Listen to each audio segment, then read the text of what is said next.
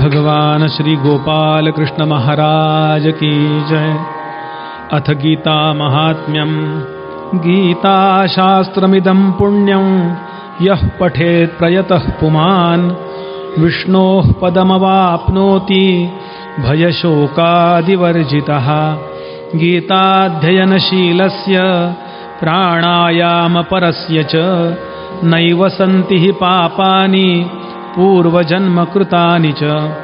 मलनिर्मोचनं पुंसां जलस्नानं दिने दिने सकृद्गीताम्भसि स्नानं संसारमलनाशनं। गीता सुगीता कर्तव्या किमन्यैः शास्त्रविस्तरैः या स्वयं पद्मनाभस्य मुखपद्माद्विनिसृता। महारतामृतसर्वस्य विष्णोर्वक्त्राद्विनिसृतं। गीता गंगोदकं पीत्वा पुनर्जन्म न विद्यते। सर्वोपनिषदो गावो दोग्धा गोपालनन्दनः। वत्स दुग्धं गीतामृतं महत् एकं शास्त्रं देवकी पुत्र गीतम्। एको देवो देवकी पुत्र एव एको मंत्रस्तस्य नामानि यानि कर्माप्येकन्तस्य देवस्य सेवा। भगवान श्री गोपाल कृष्ण महाराज की। ओम नमो भगवते वासुदेवाय। ओम नमो भगवते। ओम नमो भगवते।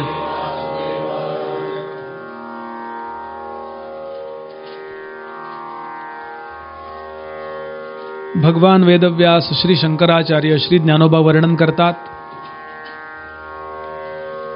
यामध्ये आचार्यांनी सांगितलंय आपल्या भाषामध्ये की मला या सैन्याच्या जुळवाजुळवीबद्दल काही बोलायचं नाही। अर्जुनानं ज्या समस्या विचारल्या त्याबद्दल फारसं बोलायचं नाही। गीता शास्त्र बोलायचंय। गीता ग्रंथाबद्दल मात्र ज्ञानोबा बोलतात त्यांच्या मताने शास्त्र मला सांगायचंच आहे, तोच माझा, कारण भाष्यकारा ते वाट पुसतो। शंकराचार्यांना विचारूनच ज्ञानेश्वरी लिहितायत ज्ञानोबा, म्हणजे त्यांच्या मताने। पण तरी मला असं वाटतंय म्हणाले की अर्जुनाची व्यथा आपल्याला सांगावी, कारण अर्जुनाचा जो काही प्रसंग घडलाय त्याला योग हे नाव दिलंय वेदव्यासानी। अर्जुन विषाद योग। विषाद म्हणजे रडणे, वाईट वाटून घेणे, त्याला योगाची उपमा दिली आहे। काय अर्जुनाचं रडणं असेल हो? नाही तर असं घर नाही की जिथे पर्जन्यास्त्र कधी वापरलं गेलं नाहीये। पण आम्ही रडतो ते कशा करता? माडी करता, गाडी करता, साडी करता म्हणत नाहीये बरं मी। पण महापुरुषांचे जे विकार आहेत ना, ते विकार सुद्धा जगत कल्याणाच्या हेतून आलेले असतात। पराशर ऋषींच्या चित्तामध्ये कामाने प्रवेश केला खरं आहे, पण स्त्री आसक्तीने तो आलेला नाही आहे। एक विश्वकल्याणाचा मुलगा असावा म्हणून तो काम त्यांच्या चित्तात उदित झालाय। स्त्री आसक्ती असती तर ते तिच्याबरोबर निदान काही महिने तरी, काही वर्ष तरी राहायला पाहिजेत ना। काय हल्ली शब्द वापरता ते तुम्ही मत्स्यगंधा बघा, दुर्दैवे आपण वगैरे ते एन्जॉय करा, पण तसं नाहीये हे पण जाणा। कारण व्यासांसारखा मुलगा जिथे निपजतो ती आई पण किती महान असेल आणि ते वडील सुद्धा किती महान असतील। व्यासांना 17 पुराण लिहिली तरी सुद्धा बरं नाही वाटत आहे। भागवताचा आरंभ असंतुष्टता, विकारच आहे ना हा। पण तो विकार सुद्धा कुणाला प्रसृत करता झाला तर या जगातला भक्तीचा सर्वश्रेष्ठ ग्रंथ वेदव्यासांच्या मुखातून बाहेर पडला, श्रीमद भागवत। अर्जुन सुद्धा रडलाय, पण त्या रडण्याची योग्यता ओळखा। एक 8 वर्षाचा मुलगा रडला हो महाराष्ट्रात 350 वर्षापूर्वी।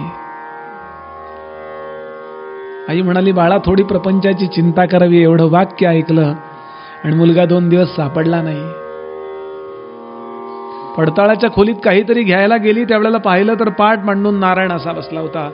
डोळ्यातून पाणी वाहून वाहून वाहून 2 दिवस अखंड डोळे सुजले होते आणि तिथे धूळ बसली होती, अशी चिकटली होती. पटकन बाळाला जवळ घेतला. अरे किती शोधला तुला गावात, श्रेष्ठ किती ठिकाणी फिरत होता, काय करतोस एकांत स्थळी? मुलानं सांगितलं, आई तू चिंता कर म्हणलीस ना, चिंता करीतो विश्वाची. महापुरुषांचं रडणं सुद्धा योग या शब्दामध्ये वर्णन करतात. समर्थांचं वाङ्मय आपण पहा. देशाचं कसं व्हायचं म्हणून चिंतेने ऊर फाटतो. कसं व्हायचं? आणि आज फारसं वर्णन करायची गरज नाही. आजच्या बातम्या वाचल्या की समर्थांचं हे म्हणणं 100% नाही 200% खरं असणार हे निश्चित माहिती आहे. होऊ शकतं किती गुजरिणी ब्राह्मणी भ्रष्टविल्या, किती शाममुखा जाहजी फाकविल्या, किती एक देशांतरी त्या विकिल्या, किती सुंदरा हाल भोगोने मेल्या.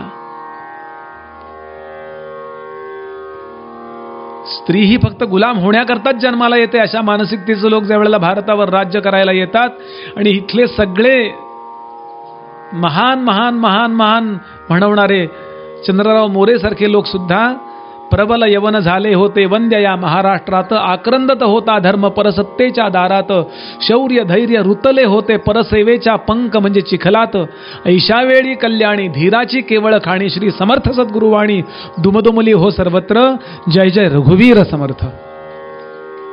मी सांगतो समर्थांच्या चरित्रात अर्जुन सुद्धा समर्थ आहेत आणि कृष्ण सुद्धा समर्थ आहेत. प्रत्येकाच्या जीवनात असं घडतं, कोणी मार्गदर्शक मिळतो असं नाही, म्हणून गीता प्रत्येकाने वाचावी, ती रोज वाचावी. असा एक दिवस जाऊ नये की ज्या दिवशी गीता वाचली नाही. गीता सुगीता कर्तव्या, रोज गीता वाचावी, रोज भागवत वाचावं. गीता नाही कळत ज्ञानेश्वरी वाचावी. हे सगळे ग्रंथ दासबोधात आहेत, दासबोध रोज वाचावा, वाचून टाकू नये. आमच्याकडे शिवतरगळीत एक जण आले होते पारायणाला. ते म्हणले उद्या चंद्रराव मोरेचा वाडा बघायला जायचंय, सकाळी 2 दशक मारून टाकतो असं म्हणले. मला म्हणले आणि ते तुम्ही 10 ओव्या वाचा, पण त्या इतक्या मनापासून वाचा. वाचणारे आहातच आपण. मी हे आपल्याला सांगत नाही, आपल्या मुलांना सांगा हे सांगतोय. बरं, इथे असे लोक बसलेत की जे जे काही आठवावे ते असे पूर्वीच ठावे, तेथे वेगळे काय अनुवादावे ज्ञातेपणे करून. कोण कसा असेल अंदाज नाही, म्हणून मी हे शिकवण्याच्या भावात बोलत नाहीये, सुचवण्याच्या भावात बोलतोय. जर पिढ्यानपिढ्या माझा प्रपंचही नेटका टिकावा असं वाटत असेल तर मृत्यूपत्रात लिहावा, रोज एक समास वाचावा, दत्त जयंतीचा उपास करावा. सगळं हेच लिहायचं नाही हो. माझ्या जीवनात मी माझ्या मुलांनी हे करावं हे लिहावं, मृत्यूपत्रात लिहावं. माझ्यानंतर दत्त जयंतीचा उपास करा बरं, माझ्यानंतर गौरी बसवा बरं. काय त्याची आता ही कुणाची व्यथा असेल तर सोडून द्या, जस्ट लिव्ह इट. पण हे पहिल्यापासून मी माझ्या मुलांना संस्कार दिले पाहिजेत, माझं ते कर्तव्य आहे. आता त्यातून त्यांचं नशीब ते. काही वेळा असंही होतं की वडिलांनी संस्कार दिले नाहीत तरी मुलांनी केलं, उदाहरणार्थ प्रल्हाद. आणि काही वेळा असंही होतं वडिलांनी खूप चांगले संस्कार दिले तरी मुलांनी केलं नाही. माझं कर्तव्य म्हणून मी हे बोलतोय, नाही तर गीता कशाला सांगितली असते भगवंतानी. असो, पहिल्या 20 ओव्या 20.5 ओव्या आणि अर्जुन आता बोलायला आरंभ करतोय. ही माहिती संजय धृतराष्ट्राला देतोय. अर्जुनानं ऑर्डर केली, आता इथे रथी कोण आहे तर अर्जुन आहे, सारथी कोण आहे तर कृष्ण आहे. कृष्ण महान आहेत वगैरे हे सगळं आहे, पण असं आहे की भगवान गोपालकृष्णांचं खास वैशिष्ट्य आहे, ते जी भूमिका घेतात ना तिला न्याय देतात, त्यावेळेला दुसरी भूमिका सोडून देतात. आपण भागवतात अनेकदा पाहिलंय, पुढेही पाहू. भगवंतानी पांडवांच्या यज्ञामध्ये उष्टी कर्कटी उचलण्याचं काम घेतलं. मुक्तेश्वरांनी फोटो काढलाय तो. खोबुनी पितांबराचे सोगे, कौस्तुभमाळ टाकुनी मागे, उच्छिष्ट काढी लगबगे पुन्हा पंक्ती बैसावया. आणि असा तो पूर्ण काय 100 दिवस यज्ञ चाललाय, रोज राबलाय, फक्त फोटो काढण्यापुरता कचराही आणून टाकलेला. जी भूमिका कृष्णांच्या, आम्ही भक्त असतो ही गोष्ट केलीच पाहिजे. जी भूमिका मला दिली जाईल, मला भूमिका दिली पंखे साफ करा. सगळ्या पुरुषांना इतकं बरं वाटलं. तुमच्या विचारानं मी स्टेज दिलंय हो. छान तसा कपडा नेसावा, मस्त चकचकीत पंखा पुसून द्यावा. मी ज्यांच्याकडे थोडं वेदांताचं अध्ययन करतोय ते माझे गुरुजीच म्हणा, डॉक्टर काका आणि मंदाताई यांच्याकडे प्रधान अजूनही म्हणजे नेहमीच गेलो की बसतो. त्या मंदाताई एक दिवस त्यांच्याकडे मोलकरीण आली नाही आणि म्हणून एवढी मोठी भांड्यांची रास ती आणि घासत होत्या. थोडीफार मी मदत करत होतो आणि त्या म्हणत होत्या, बुवा तुम्ही हे नका करू, तुम्ही. त्या तसंच मला शिकवत होत्या. इतक्यात कोणीतरी आलं त्यांना भेटायला.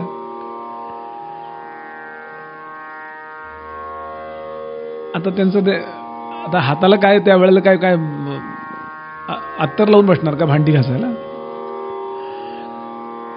त्या आलेले म्हणाल्या, मंदाताई तुम्ही आम्हाला अशा नाही आवडत, फक्त प्रवचनाचं स्टेजवरून आवडता. मंदाताई म्हणाले, याचा अर्थ मी तुम्हाला आवडत नाही.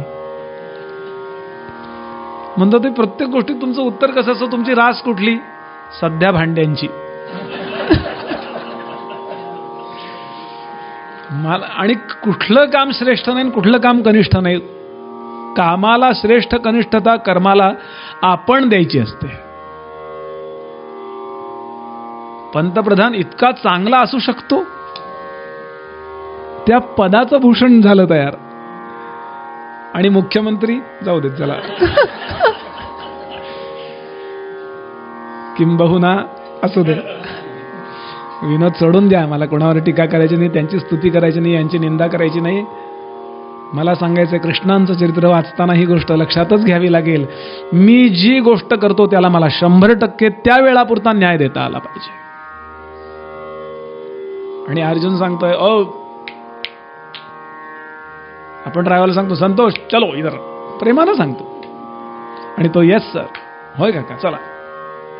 इतक्या सहजपणानं अर्जुनानं सांगितलं. ते वेळी अर्जुन म्हणत असे, देवा आता झडकरी रथू पेलावा, नेऊनी मध्ये घालावा दोन्ही दळा. सेनयोर उभयोर मध्ये रथम स्थापयमेच्युत. Yes sir. भगवंताने लगेच तगडक तगडक तगडक तगडक तगडक. मग देव म्हणे, देख देख हे गोत्र गुरु अशेख, तव कृष्णमणी नावेक विस्मो झाला. बघा गाववाले, पहा कसा प्रसंग घडला असेल, पहा. आणि पाहता पाहता कृष्ण असे पुढेच पाहतायत, ते काय सतत मागं बघत बघत कसा रथ चालवणार. इतक्यामध्ये एकदम स्वर बदललेल्या अवस्थेत अर्जुन बोलू लागतो, कृष्णा कृष्णा देखे देह कापत, तोंड असे कोरडे होत, विकळता उपजत गात्रांसी. आत्ताच्या भाषेत बोलू, डिप्रेशन. एकदम त्याचा स्वर बदलला, एकदम चेहरा बदलला, एकदम सगळं. ढग आल्यावर कसं होतं ना, इतकं स्वच्छ वातावरण होतं ना, एकदम ढग आले, बाथरूम मध्ये अंधारच पडलो. मग अशा आल्या आल्या परत ऊन पडलं. इतक्या सहजपणानं ही गोष्ट बदलेल असं वाटलं नाही. आणि अर्जुन सांगतो, दृष्ट्वेमं स्वजनम कृष्ण युयुत्सुम समुपस्थितम सीदंती मम गात्राणी मुखंच. ज्ञानोबाने याला एक छान अनेक उदाहरणं दिली, त्यातली 2 पाहूया. कशी अवस्था झाली. नविये आवडेचे निभरे, कामुक निज वनिता विसरे, मग पाडे विण अनुसरे भ्रमला जायचा.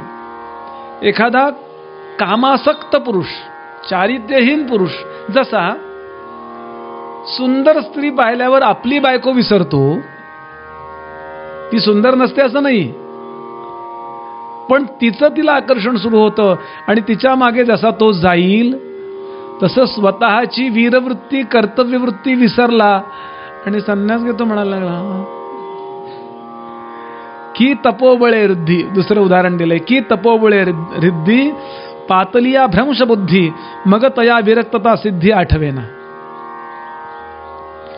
तपाला बसलेला, तपश्चर्याला बसलेला आणि त्या तपाच्या परिणामानं एक एक सिद्धी त्याला प्राप्त व्हायला लागल्यानंतर त्या सिद्धींच्याच मागे जाईल आणि विरक्तता ते तपाचा मुख्य परिणाम साक्षात्कार हे विसरला आणि सिद्धीच्या मागे लागला, तर जशी अवस्था होईल त्या योग्याची तशी अर्जुनाची अवस्था झाली.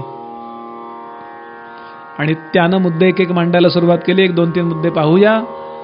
तो म्हणाला, देवा मी चांगल्या प्रकारचा पराक्रम करावा, अनेक प्रकारची राज्य जिंकावीत, आत्ताच्या भाषेत ती ट्रॉफी जिंकावी, बरोबर आहे ना शब्द, आणि घरी येऊन आपल्या आई वडिलांसमोर आजी आजोबांसमोर ठेवावी, त्यांच्याकडून पाठ थोपटून घ्यावी, एवढ्याकरता जगात पराक्रम करायचा असतो. ती पाठ ज्यांच्याकडून थोपटून घ्यायची त्यांना ठार मारून मी काय पराक्रम करू. एक काय शब्द वापरता तुम्ही, इन्सेंटिव्ह काय, प्रत्येकाच्या कर्माला एक प्रेरणा असते की मी घरी जाईन आणि हे कोरोनाच्या काळात पास झालेलं सर्टिफिकेट आई वडिलांना दाखवेन. गंमत बरं, मला माहिती असतं तर मी आता PhD पूर्ण केलं असतो.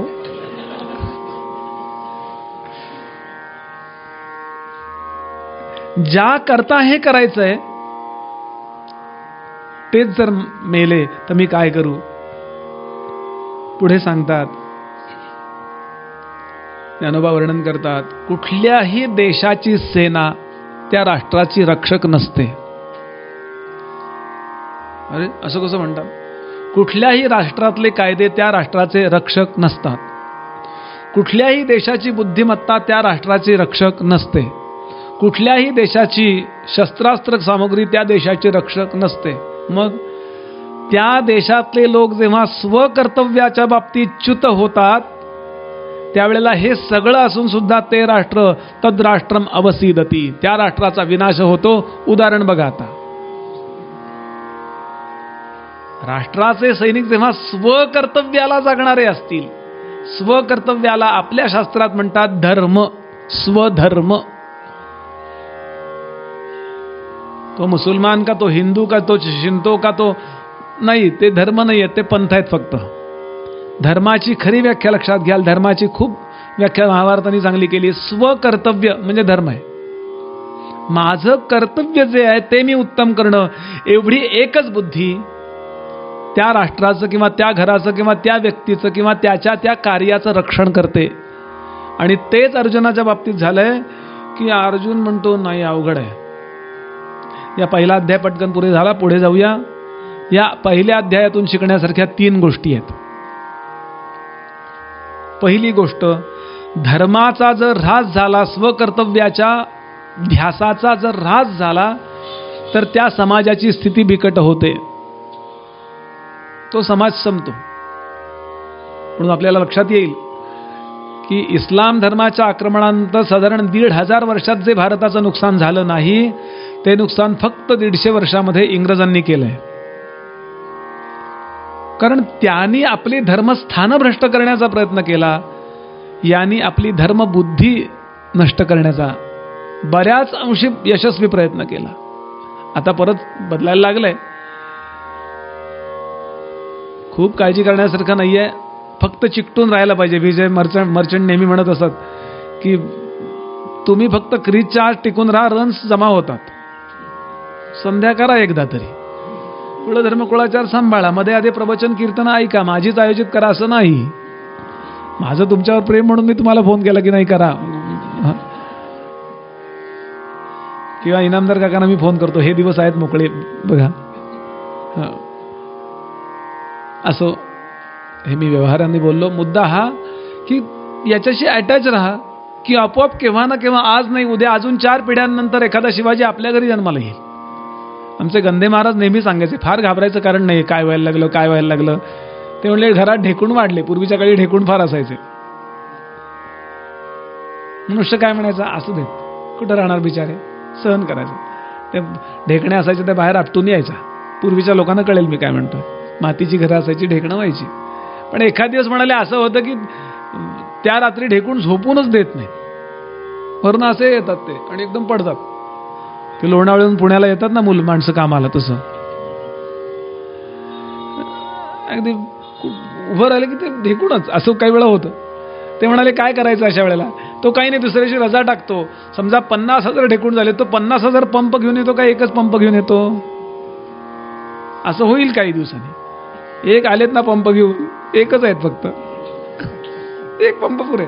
ढेकणं वाढली म्हणून काळजी करायचं. ढेकण्याचा अर्थ माणसांबद्दल नाही, मला विचाराबद्दल बोलायचं. सांगण्याचा भाव असा की पहिला अध्याय, धर्माचा ऱ्हास झाला की राष्ट्र, ते घर किंवा ती व्यवस्था उद्ध्वस्त होते. दुसरा मुद्दा, धर्मरक्षण करणं ज्यांच्या ताब्यात आहे ते नेहमी निर्मोह दशेतच असले पाहिजेत. त्यांना जर धनाची वा कुठल्या गोष्टीची आसक्ती वाटली तर ते धर्म सोडू शकतात. म्हणून असेच लोक निवडून द्या जे स्वधर्मावर प्रेम करणारे आहेत. माझ्या पदरचं नाही, समर्थांची ओवी आहे. ऐसा पाहिजे की राजा कै पक्षी परमार्थी, परमार्थाचा, धर्माचा, सज्जनपणाचा, चांगुलपणाचा पक्ष राखणाराच राजा पाहिजे. राजा कसा असावा याबद्दल आमच्याकडे संतांनी स्वतःची मतं दिलेली आहेत. फक्त माळ घेऊन बसत नाहीत ते. माळेबरोबर गोंदवलेकर महाराज आपल्या पोद्दार नावाच्या एका पहिलवान शिष्याला सांगतात, जा हैदराबादला आणि तिथे तालीम काढ. गोंदवलेकर महाराजांचा हा पोद्दार नावाचा शिष्य हैदराबादला गेला आणि आज प्रसिद्ध तालीम आहे त्यांची. आता त्यांनी ती चालवायला दिली कोणाला तरी. मी त्यांच्याकडे जेवायला जातो गेलो की. काय पहिलवान, हे महाराजांचं कार्य लक्षात घेतलं पाहिजे. जयांचा ज्यांनी जन्म नामार्थ झाला, पण ज्या ज्या लेवलला आहे ना ते पण काम त्यांनी केलेलं आहे. समर्थांनी तर 1100 मठ स्थापन केले. दुसरा गीतेचा संदेश असा आहे की तुम्ही तुमच्या जीवनामध्ये नेहमी अशाच लोकांच्या पाठीशी उभे राहा. राजकारण या दृष्टीने जेवढं काही तुमचा संदर्भ आहे. आता कसं व्हायचं तालिबानचं, मी चिंता करत बसण्यात काहीच मजा नाही आहे. माझी जेव्हा ड्युटी असेल मतदान करणे किंवा आता प्रवचनात सांगणे, तेव्हा जे शुद्ध द्वेषरहित कर्तव्याचं तत्वज्ञान आहे ते मी सांगितलं पाहिजे. ते हेच आहे की निर्मोह दशेत असणारेच राज्यकर्ते असले पाहिजेत. धर्माचं रक्षण ज्यांच्या ताब्यात आहे ती मंडळीच मुख्य असली पाहिजेत आणि ती निर्मोह दशेत असली पाहिजेत, नाहीतर ती कर्तव्य नीट करू शकत नाहीत. दुसरा संदेश. तिसरा संदेश, जबाबदार लोक जर धर्माचा त्याग करत असतील तर शहाण्या लोकांनी त्यांना योग्य मार्गदर्शन केलं पाहिजे. भगवान गोपालकृष्ण आता बोलणार आहेत. पहिल्या अध्यायाचे 3 मुख्य संदेश सांगितले. यानंतर थोडंसं नाम गाऊया आणि पुढच्या अध्यायाकडे जाऊया. श्री कृष्ण गोविंद हरे मुरारे, हे नाथ नारायण वासुदेव, प्रद्युम्न दामोदर विश्वनाथ, मुकुंद विष्णो भगवन् नमस्ते, मुकुंद विष्णो भगवन् नमस्ते. ओम नमो भगवते, ओम नमो, ओम नमो भगवते. भगवान अर्जुनाविषयी विचार करू लागले. खूप चांगला आहे हा. समाजाविषयी याच्या चित्तामध्ये अनुकंपा आहे. धर्माची चाड आहे. चांगलं वागलं पाहिजे ही तळमळ आहे. फक्त त्याला आत्मज्ञान नाही आहे. तेवढं करून दिलं की हा कंप्लीट मॅन होईल.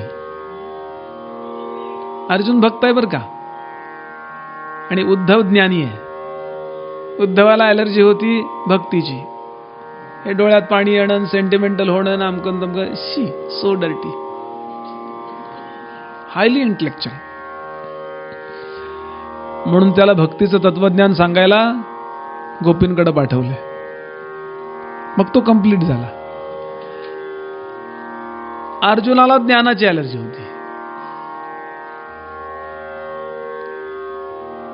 तो म्हणतो देवा नको ब्रह्मज्ञान आत्मस्थिती भाव मी भक्त तू देवाईसे करी. आणि देवाला कुठल्याही गोष्टीची ॲलर्जी असणारा साधक चालत नाही. आमचं आपलं नाम बरं, किंवा काय म्हणतो आम्ही नाही ते नाम घेत, आमचं आपलं ध्यान बरं. ते पण मी समजून घेतलं पाहिजे. समर्थांची ओवी आहे, मूर्ख एकदेशी होतो चतुर सर्वत्र पाहतो. त्यातलं कुठलं साधन मी करावं हे गुरूंना विचारावं बरोबर आहे, पण तेही साधन बरोबर आहे, हेही साधन बरोबरच आहे. एखाद्या साधनेचा द्वेष असता कामा नये. त्याला ज्ञानाची ॲलर्जी, याला ज्ञानाची ॲलर्जी, याला गीता सांगितली. त्याला भक्तीची ॲलर्जी, त्याला भागवत सांगितलं. तुकोबा म्हणाले आपल्याला कशाची ॲलर्जी, आपण दोन्ही ऐकावं. गीता भागवत करीती श्रवण अखंड चिंतन विठोबाच, दोन्ही ऐका. आणि म्हणून आता भगवान बोलायला सुरुवात करणार. द्वितीयोध्याय, हा दुसरा अध्याय. दुसऱ्या अध्यायाच्या सुरुवातीला परत 10 श्लोक पाठीमागचं काही राहिलेलं उट्ट काढण्याकरता जणू संजय वर्णन करतात अर्जुनाच्या स्थितीचं. तंतथा कृपया विष्ट मश्रू पूर्णाकुलेक्षणम विषेदंतमिदं वाक्यमुवाच मधुसूदन. मग संजय म्हणे राया ते आईके पार्थू तेथे शोकाकुल रुदनाते करी तुसे म्हणून कृपा आकळीला दिसतसे अतिकोमाईला. कसा दिसतोय अर्जुन? अतिकोमाईला. प्रवचन 3 तासाच्या ऐवजी जर 4 तास झालं तर श्रोतेची अवस्था कशी होईल? अतिकोमाईला. जैसा कर्दमी रूपला राजहंस. कर्दम म्हणजे चिखल. राजहंसाची उड्डाण फार छान. त्याचं जे टेक ऑफ असतं ना, असं पोटात पाय घेऊन असा जो जातो ना, ते बघण्यासारखं असतं. पण असा राजहंस जर चिखलामध्ये त्याचे पाय रुतले असतील ना, टेक ऑफ करतात काही, ती धावपट्टी चांगली लागते ना, तर तशी अर्जुनाची अवस्था झाली आहे. भगवान काय म्हणले? कल्पना करावी, माझ्यावर अशी समजावण्याची जबाबदारी आली असती.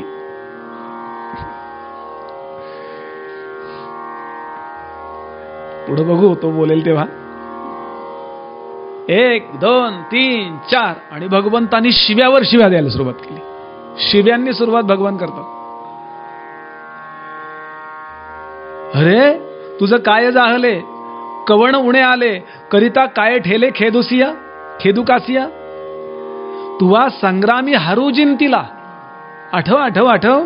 निवात कवचांचा ठावो फेडिला पवाडा तुवा केला गंधर्वासी. चित्ररथ गंधर्वाला तू मुसक्या बांधून आणलं होतंस. सांडी हे मूर्खपण उठी घे धनुष्य बाण. संग्रामी हे कवण कारुण्य तुझे. नक्को त्यावेळेला नक्को ते सुचलं का तुला? कुतस्त्वा कश्मलमिदम. कश्मल म्हणजे अज्ञान. नको त्यावेळेला नको ते सुचतं. अरे नरकाची तयारी करतोय का बदनामीची तयारी करतोयस? अरे करतोयस काय तू? आणि या जगातली सगळ्यात वाईट शिवी, पुरुषाकरता सगळ्यात वाईट शिवी जी आहे ना, ती भगवंतांनी अर्जुनाला दिली आहे. क्लैब्यमास्मगमः पार्थ नैतत्वयुपपद्यते क्षुद्रम हृदय दौर्बल्यं त्यक्त्वोत्तिष्ठ परंतप. स्वामी विवेकानंद म्हणत असत, माझ्या जीवनामध्ये मला गीतेतला सगळ्यात आवडणारा श्लोक हा आहे आणि मी हेच सांगायला सगळीकडे फिरतोय. बरोबर अपोजिट मूड. जे काही सायकोलॉजीचे डॉक्टर्स असतील त्यांना लक्षात येईल. 2 पद्धती आहेत कोणालाही समजावायच्या. एक, त्याच्या पाठीवर हात ठेवून समजावून सांगा, असं नाही बाळा असं करावं, असं नाही बाळा असं करावं, असं केलं ना की काम होईल. पण कुठलं औषध कधी वापरावं? काही वेळा असंही असतं की प्रत्येक वेळेला हे असं चालणार नाही, स्फोट होईल तिथं. पण मनातला कचरा काढायचा असेल ना, तर काही वेळा पिन करावी लागते. बघा ते पूर्वी फरचे यायचे ना, ते स्टो, पितळी स्टो यायचे बघा. असं असं मला लहानपणी अगदी मी खूप शेजाऱ्यांचे दुरुस्त करून द्यायचो. मला फार आवडायचं ते सर्र करून ती गाडी अशी ठेवायची. फक्त एक काम करावं लागतं, नंबरची पिन वापरावी लागते. नाही तर अख्खा बर्नर फिटवून भडका उडू शकतो. भगवान हे मॅनेजमेंट मास्टर आहेत. कधी समजावून सांगायचं आणि कधी अपोजिट, बरोबर अपोजिट डायरेक्शनला. शाकुंतलामध्ये फार छान त्या दुष्यंताच्या ड्रायव्हरला काही गंधर्व धरून मारतात आणि तो खूप आरडाओरडा करत असतो. फार छान प्रसंग आहे तो. आता त्या ड्रायव्हरला बाहेर काढायचं आहे, तो दुष्यंतही रडतोय, त्यांना बाहेर काढायचं आहे. इंद्राने तिथे प्रकरण काय केलं, वेगळाच काहीतरी आरडाओरडा केला. ते आपलं रडणं सोडून काय झालं बघायला लागले, रडणं बंद केलं. प्रत्येक केसमध्ये कुठल्या प्रकारे लढावं किंवा कुठल्या प्रकारे काय त्याला औषध द्यावं, भगवान बरोबर त्याला विरुद्ध बाहेर काढतायत. आणि भगवंतानी पहिली गोष्ट सांगितली आहे की अरे अरे नपुसक आहेस काय तू, कुठं गेला तुझा पराक्रम, एकदमच अंगावर येणं म्हणतात ना. विवेकानंद म्हणाले मला हा श्लोक फार आवडतो, कारण रडे लोक इतके असतात माहिती का. आणि लक्षात ठेवायचं, हे जग रड्या लोकांकरता नाही. आम्ही निषेध केलाय पाकिस्तानचा, कळलं का आता काय करायचं असतं. Zero tolerance. या तुम्ही याल तुमच्या पायानी, एकदम स्ट्रॉंग. फार छान श्लोक आहे आपल्या सुभाषितामध्ये. अश्वन नैव गजन नैव व्याघ्रन नैवच नैवच अजापुत्रो बलिंदद्या देवो दुर्बल घातकः. दुर्बलांचाच या जगामध्ये घात होतो, म्हणून पहिली गोष्ट सबळता मिळवा, रोज व्यायाम करा.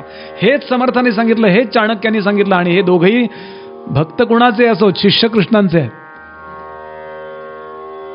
सतत समर्थांनी तर तुम्हाला सांगतो जास्तीत जास्त कुठल्या गोष्टीवरती आघात केला असेल, समर्थांचे एक एक ओव्या अशा आहेत. घालून अकलेचा पवाड, दासबोध, घालून अकलेचा पवाड व्हावे ब्रह्मांडाहून जाड, तेथे कैचे आणले द्वाड करंटे पण. उदंड काम करा, देवमस्तके धरावा, हवा हलकल्लोळ करावा, मुलुख बडवा की बडवावा धर्मस्थापने कारणे. म्लेंछ माजले उदंड, बहुता दिसांचे माजले बंड, तयांचे ठेचणे तोंड हरिभजने. रघुपती राघव. समर्थ पण रघुपती राघवच म्हणायचे, पण समर्थांचा राम हा होता. भीती वाटली ना अंधारात तर राम राम राम राम म्हणत ये बरं बाळा, असं समर्थ आपल्या शिष्याला सांगत नाहीत. भूताची भीती वाटली, कुणाची राक्षसाची भीती वाटली, राम राम तू म्हण, पण राम राम म्हणत ये म्हणजे भीती जाईल नाही. राक्षस दिसला तर त्या कॉन्फिडन्स दे, हा गाल तो गाल, मग त्याही गालात मारल्यानंतर मग काय पुढे करणार. क्लैब्यम हा ध्वनी लक्षात घ्याल. मी मग असे म्हणलं की काय ध्वन्यार्थ काय म्हणायचं भगवंताला, एकदम स्ट्रॉंग.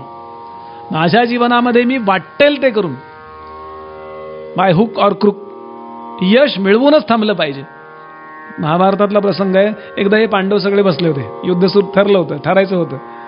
धर्मराज सांगत होता, भीमा आता युद्ध ठरलं ना, अगदी प्रामाणिकपणाचं लढायचं, पण आपण अजिबात मारामाऱ्या वगैरे करायच्या नाहीत. कृष्ण म्हणले कसल्या रड्या, विजयाचा विचार करा, धर्माचा नियमांचा काय विचार करता. मुक्कामावर पोहोचणं महत्वाचं आहे. रामचरित्र आणि कृष्णचरित्रात हे आपल्याला फरक दिसेल. रामांनी नीती सांभाळून धर्माचा विजय करून दाखवला, आणि नीती अनितीमध्ये न अडकता भगवंतानी या अवतारात धर्माचा विजय करून दाखवला. मला एकाने विचारलं आम्ही कसं वागावं. या दोन्हीचा समन्वय माझ्या जीवनात असावा, आणि याकरता शिवाजी महाराजांचं चरित्र वाचा.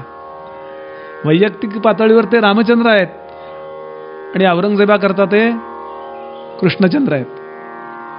कसा विवेक. पुढे सांगतात किती, मी इथे नोट्स काढताना समर्थच मला फार आठवले, म्हणून समर्थ, शक्तीने मिळती राज्य, युक्तीने कार्य होत असे, शक्तियुक्ती जये ठाई तेथे श्रीमंत नांदती. हे फक्त आपल्याला उपदेश करत नाहीत, देवतांशी पण भांडतात. बुद्ध गयेला गेले, बुद्धांचं स्तोत्र केलंय समर्थांनी.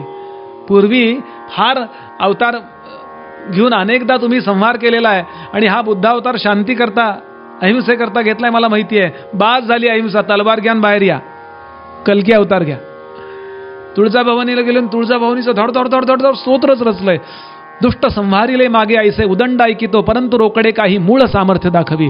तुझा तू वाढवी राजा, शीघ्र आम्हाचे देखता. रामदास म्हणे माझे सारे आतुर बोलणे, क्षमावे तुळजा माते, इच्छा पूर्ण चितू करी.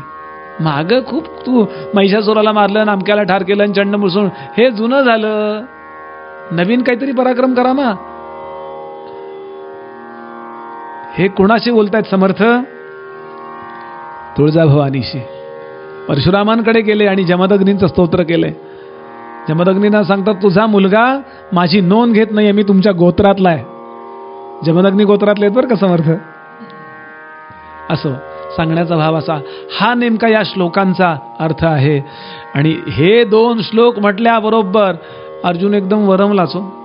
अर्जुनाच्या लक्षात आलं, अरे मी म्हणतोय त्याची काही नोंदच घेत नाहीये, ते शंकर होईल नि अमकं होईल नि कुळधर्म, हा बोलतच नाहीये. आता त्याच्या श्लोकामध्ये बदल झाला.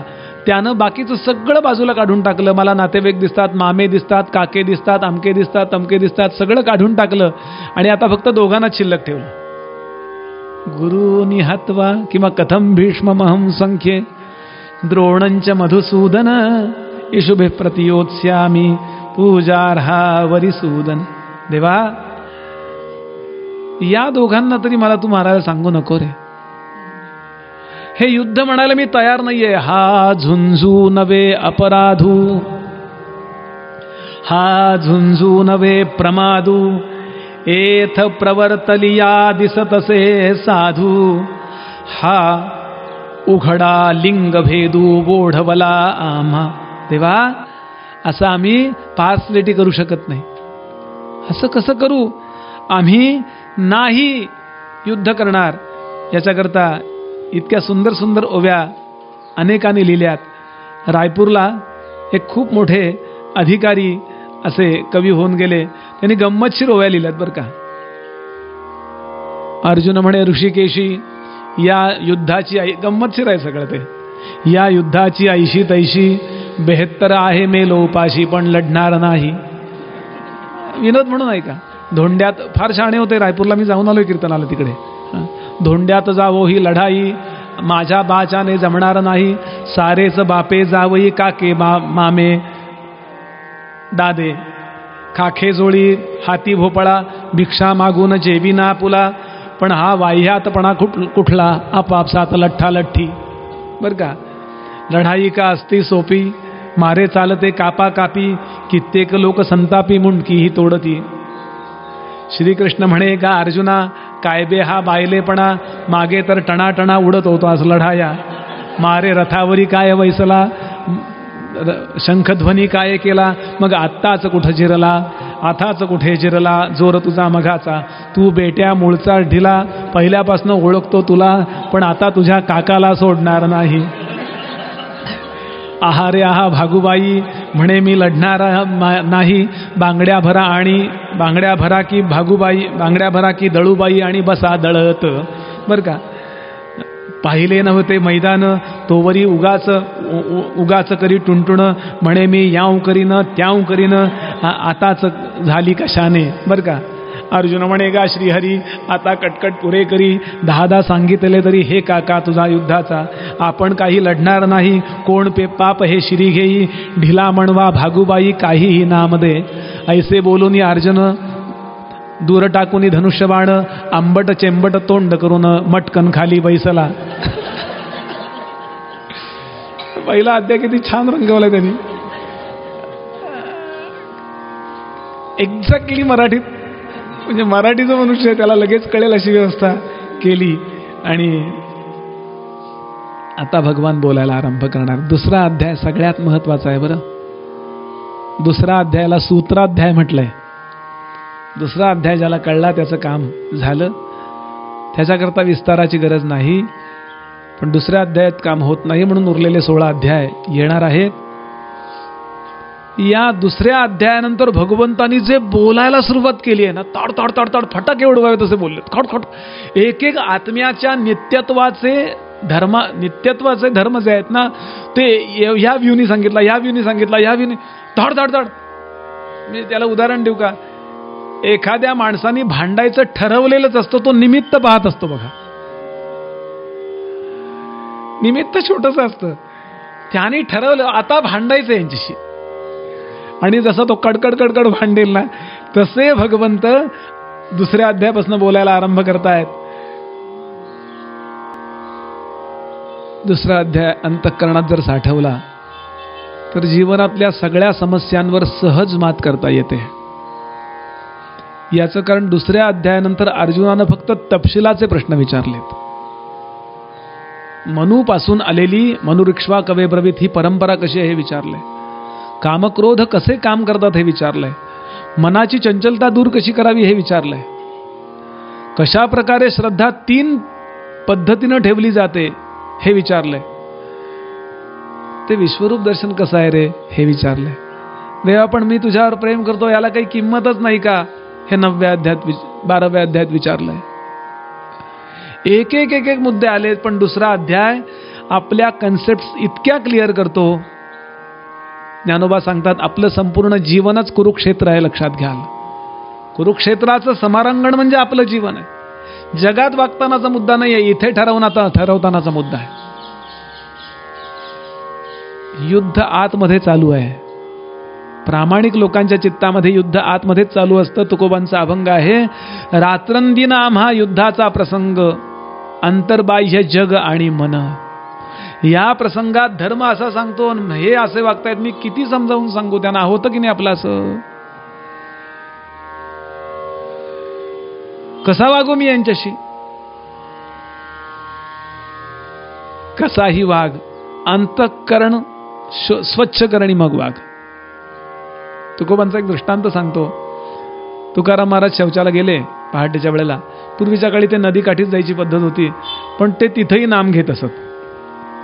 कुठेतरी झाडाच्या बाजूला बसलेत, रामकृष्ण हरी रामकृष्ण हरी रामकृष्ण हरी रामकृष्ण हरी म्हणतात. बाहेर आले. इतक्यात त्यांचा कोण मित्र होता तो याला, अरे तो म्हणले चुक्या, इथं कुठं रामनाम घेतो. ते म्हणले तेव्हा प्राण गेला तर काय करू. जांभई शिंक खोकला इतू काही काळ वाया गेला, समर्थांचाही अभंग आहे आणि असाच्या असा तुकोबांचा आहे. तो म्हणला अरे नाम घेऊ नये तिथे, अशेवच असतं ना तेव्हा, बोलू नये, तोंडातनं शब्द येऊ नये बरं का, पेपर तर अजिबात वाचू नये.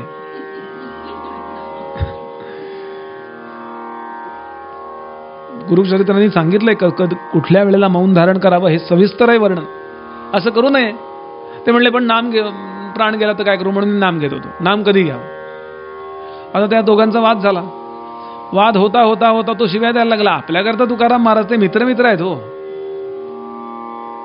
आणि वाटेल तर बोलायला लागला. बरं तुकाराम महाराजांना सोशल स्टेटस जे म्हणतो ना त्यावेळेला नव्हतं, कारण तुमचा प्रपंच नेटका नसेल तर समाज तुम्हाला सन्मान देत नाही.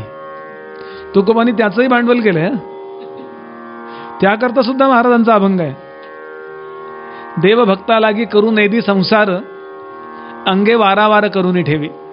भाग्य द्यावे तरी अंगी भरे ताठा, म्हणून करंटा करून ठेवी. स्त्री द्यावी गुणवती तिपे गुंते आशा, म्हणून कर्कशा करून ठेवी. किती पुरुषांना आश्वस्त करणारा अभंग आहे हा. तुका म्हणे मज प्रचित आली देवा देखा, आणि या लोका काय सांगू. महाराज मोठे, त्यांचं वैराग्य हा मुद्दा बाजूला ठेवा. पण बऱ्याचदा असं होतं की, आणि त्याचा परिणाम इतका तो वाटेल ते बोलला, काय तुझा तो पांड्या, काय तुझा तो काळ्या. देवालाही बोलला. आता महाराजांना राग आला, महाराजही त्याला खूप बोलले. आपल्याला जर शिव्यांचा स्टॉक वाढवायचा असेल ना, तरी सुद्धा तुकोबांची गाथा वाचा. काय शिव्यांचा स्टॉक आहे हो. गंमत सोडून द्या. एक तुम्ही म्हणाल बुवा नुसता बोलतोय का, एक अभंग सांगतो शिव्यांचा फक्त. अनेकदा कीर्तन ऐकलंय फडणीस काका, तुम्हाला जरा आवृत्ती होईल, कारण बुवा कायम याच शिव्या देतात, नवीन शिव्या तुझं आणत नाहीत असं म्हणतील काका. नाम न घेणाऱ्यांना महाराज शिव्या देतात. नाम न वदे ज्याचे तोंड, ते चर्मकाराचे कुंड. नाम न वदे ज्याची वाचा, तो लेक दो बापांचा. आणि शेवटचं मी बोलू शकत नाही, इतकं वाईट आहे ते. खोलीत या म्हणजे मी तुम्हाला सांगेन नंतर. इतकं वाईट आहे, मी बोलूच शकणार नाही ते. अशा शिव्या दिल्या. चिडले महाराज. प्रसंग झाला, संपला. स्नान केलं, घरी आले आणि देवासमोर बसले आणि खूप रडले. आणि महाराजांना अभंग सुचलाय, तो ऐका. कशा करता मी सांगतोय, दुसरा अध्याय का ऐकायचा आहे. महाराज सांगतात, पांडुरंगा आज खूप चुकलो रे मी, आज खूप चुकलो.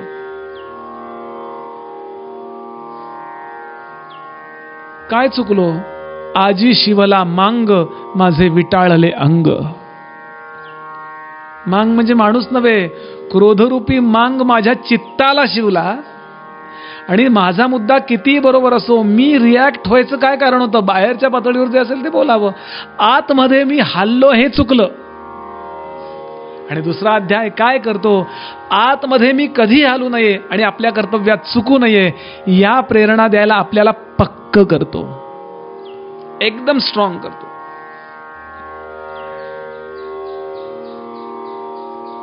अर्जुन जे बोलतोय ते चुकीचं नाहीये, पण तो आत हल्लाय, बॅलन्स त्याचा बिघडलाय, हे चुकीचं आहे. त्याचा प्रश्न हा असा नाहीये की मी धर्म करू का अधर्म करू.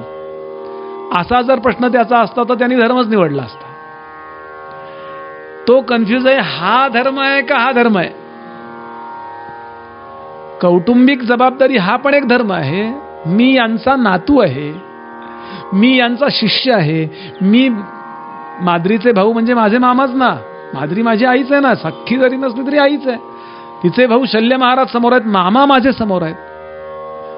माझ्यासमोर दुर्योधन दुःशासन असला तरी यांच्या बायका माझ्या वहिनी आहेत. मी यांना मारणं म्हणजे त्यांना विधवा करणं आहे. माझी भाऊ म्हणून काही जबाबदारी आहे, माझी पुत्र म्हणून काही जबाबदारी आहे, माझी भाचा म्हणून काही जबाबदारी आहे, माझा नातू म्हणून माझी काही जबाबदारी आहे, शिष्य म्हणून काही जबाबदारी आहे. ही जबाबदारी पार पाडू का क्षत्रिय म्हणून जबाबदारी ती पार पाडू? एक सामाजिक कर्तव्य आहे आणि एक कौटुंबिक कर्तव्य आहे. एखादा मुलगा मिलिटरीत काम करतोय आणि त्याची आई आजारी आहे घरी खेडेगावात, तो कन्फ्यूज आहे. सरकारने आदेश दिला, युद्ध आलंय, रजा काढू नका, आणि आई आजारी आहे, तो व्यवस्था कशी अवस्था होईल त्याची?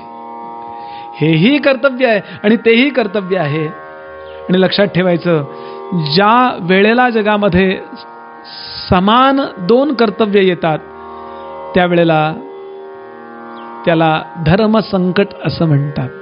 दोन्ही धर्म असतात.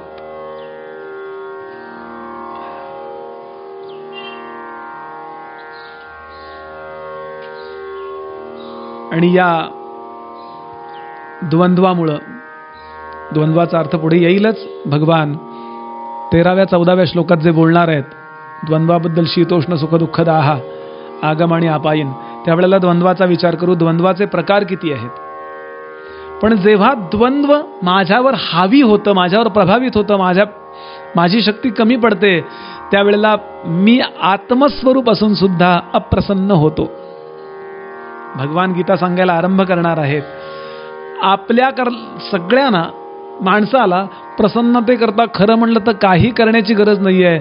नुसतं शांत बसा. मी एकदा माझ्या गुरुजींना प्रश्न विचारला, तुम्ही प्रवचनाच्या सुरुवातीला काय तयारी करता?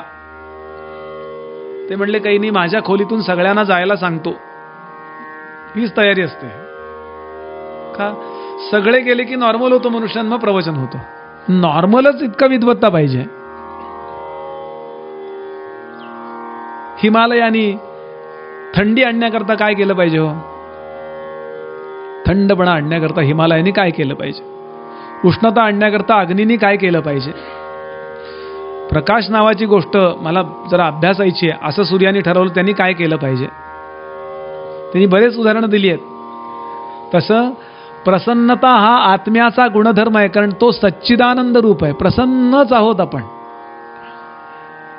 पण ही जी द्वंद्व समोर येतात, त्या द्वंद्वानी जर प्रसन्न आहे तर मग दिवसात 42 वेळा मूड जातोय. सकाळचा चहा नाही मिळाला, मूड ऑफ. दिवसभर मूड ऑफ. हवा तेवढा गरम नाही मिळाला, ऑफ. नेहमीसारखा मिळून किक नाही, ऑफ. या स्वाभाविक प्रसन्नतेचा लाभ भगवान स्वतः त्याला करून देणार आहेत. याकरता थोडी कृष्णांच्या बद्दलची माहिती आम्हाला देतात. संपूर्ण कृष्णांचं जीवन पहा. इथे भगवंत तो असा वागतोय, तो असा बोलतोय. भगवान काय करत होते? भगवान शांत बसले होते आणि फक्त प्रहसन्निव भारत. अच्छा अच्छा, टेन्शन केवढं आलं असतं हो मला. आधी मला इसलं काय पोस्ट मिळणारच नाही, पण आधी मीच त्यांनी हार्ट फेलने गेलो असतो. एक माणसाला म्हणे 1 करोड रुपयाची लॉटरी लागली. त्याचं हार्टचं ऑपरेशन झालं होतं. थोडंसं हलकं होऊया. त्याचं हार्टचं ऑपरेशन झालं होतं. त्यामुळं मुलांनी ठरवलं की एकदम सांगायला नको. नेहमी तिकीटं काढायची सवय होती त्याला. लागली 1 करोडची. शेवटी एका डॉक्टरना बोलवलं त्यांनी आणि सांगितलं, डॉक्टर साहेब असं असं आहे, काहीतरी युक्तिप्रयुक्तेने बाबांना सांगावं लागेल की अशी अशी लॉटरी लागली आहे, तर नाही तर त्यांना हार्ट, कारण आनंद सुद्धा सहन झाला पाहिजे ना, हर्ष सुद्धा सहन झाला पाहिजे. डॉक्टर म्हणले काळजी करू नका, काही हरकत नाही, माझी 100-200 रुपये फी आहे, तेवढी फक्त द्या, संपला विषय. आणि युक्तिप्रयुक्तेनं बसलेले असताना, आजोबा जर तुम्हाला लॉटरी लागली तर, ते म्हणले कसली लॉटरी, आयुष्यभर तिकीट काढतोय, एक लॉटरी लागली नाही, पण लागली तर तुम्ही काय करा. ते म्हणले कितीची लागेल. 1 करोड रुपयाची समजा लागली. 1 करोड रुपयाची, 1 करोड रुपयाची लॉटरी लागली तर मी तुम्हाला 1 लाख रुपये देईन. असं म्हणल्यावर डॉक्टरलाच हार्ट फेल आला आणि तो मेला म्हणे, कारण त्याला माहिती होतं खरंच. संपूर्ण जीवनामध्ये नुसते दुःखाचे शॉक देत नाही, प्रारब्ध सुखाचेही शॉक देतं. याकरता संपूर्ण कृष्णांचं चरित्र बघा. सुखानं कधी तो हुरळून गेला नाही आणि दुःखानं कधी तो होरपळून. 6व्या दिवशी पूतना मारायला आली आहे. गायी राखायला लागल्यात, शेण काढायला लागलंय. आपण तर एन्जॉय करतो भागवतात, त्यांनी लोणी चोरलं वगैरे, पण शेण तोच काढत होता. मला काढायला लागलं असतं तर. 10व्या वर्षी 11 वर्ष आणि 52 दिवसाचे आहेत, आईचा वियोग झालाय. रडत रडत भगवान निघतात. ती सगळी मंडळी रडत राहतात गोकुळामध्ये. तिथे गेल्यावर कंसानी मुष्टिक चाणूर असे मोठे मोठे पहिलवान सोडलेत. हत्ती, कुवलया पीड नावाचा हत्ती अंगावर सोडलाय. तेवढं झाल्यानंतर मामाला कसं तरी युक्तीनं ठार केलं. त्या मामी वैर धरून आपल्या वडिलांकडे गेल्या. कंसाच्या दोन्ही पत्नी आहेत. एकीचं नाव अस्ती, दुसरीचं नाव प्राप्ती. कंस कोण याचं वर्णन केलंय त्यांनी. अस्ती तरी प्राप्ती, तो कंस आहे. त्यांनी जरासंधाच्या मुली आहेत त्या वर्णन केलं. आणि त्या जरासंधानी वैर धारण करून मथुरेवर 18 पेक्षा जास्त स्वाऱ्या केल्यात. गुरुच्या घरी गेल्यानंतर रोज एकदा नाही लाकडं आणलेली. 12 वर्ष जो राहिला ना, तो रोज लाकडं आणायचं काम करत होता.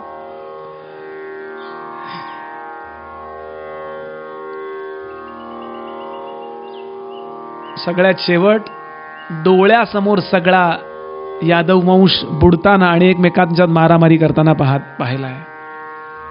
कशा करता मी थोडक्यात सांगितलं. संपूर्ण कृष्ण चरित्र डोळ्यासमोर आणा. यातलं एक कारण सुद्धा आम्हाला आयुष्यभर रडायला पुरेसं आहे. पण कृष्ण आठवला तरी आपल्याला आनंद होतो. नुसता कृष्णाला आठवा, एकदम आनंद. त्याच्या जीवनात काय सुख आहे हो. महाभारतात अनुशासन पर्वामध्ये त्यानं आपल्या समस्या नारदांना सांगितल्याचा अध्याय आहे.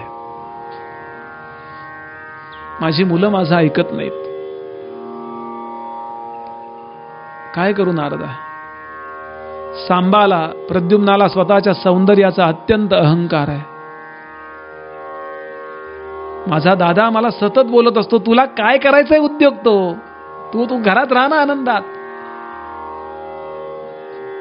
हे आम्हाला माहितच नव्हतं बुवा. कृष्णांच्या जीवनात किती समस्या आहेत विचार करा. आपल्या घरात एक असते, जास्त बोलू शकत नाही.